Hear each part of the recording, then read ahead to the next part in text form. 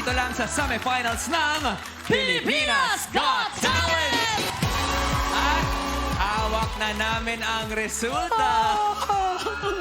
Exciting, pero bago yan, palapakan po natin lahat ng ating semifinalists for this week. Saludo kami sa kagalingan ninyo. Yes, mula sa aming lahat, maraming salamat sa pagbahagi ninyo ng inyong kwento at talento. Palakpakan nyo ang mga sarili ninyo. Sobrang proud kami sa inyo.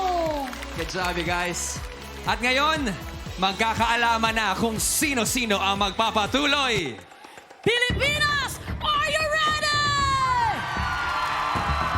Here we go. Tabulated and verified by ABS-CBN Internal Audit. Ito na ang mga pangalan ng tatlong acts na nakakuha ng pinakamaraming boto para sa linggong ito. And this is in no particular order. Simulan na natin. Congratulations!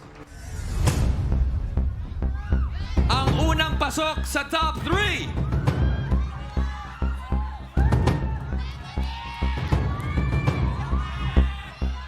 Fuego Eterno!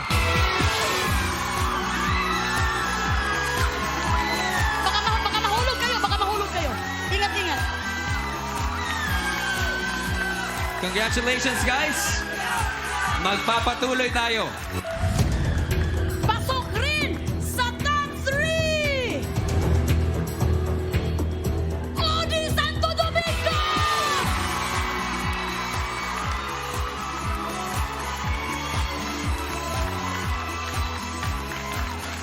At ang huling pasok sa ating top 3.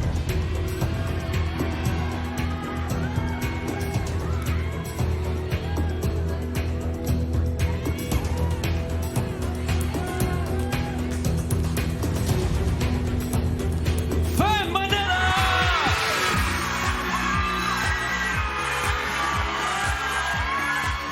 Maraming salamat sa inyo, the amazing duo, Owen Bopil and the amazing Twisters, for being part of the PGT Season 7! Thank you so much, guys. Kapamilya, palakpakan po natin sila. Thank you so much for sharing your time and talent with us. At sa puntong ito, malalaman na natin kung sino ang nanguna sa ating botohan. Kapamilya, ang top 1 sa botohan, automatic pasok na sa ating Grand Finals. At this point, we say congratulations and we'll see you sa ating Grand Finals.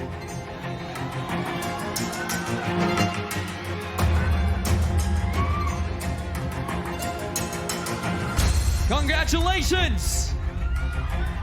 Odi Santo Domingo! Grabe! Ang bibig ni Miss Eugene! Sabi niya, isang krimen kapag hindi masama si Odie sa Grand Finals! R-E-S-P-E-C-T. Again, congratulations!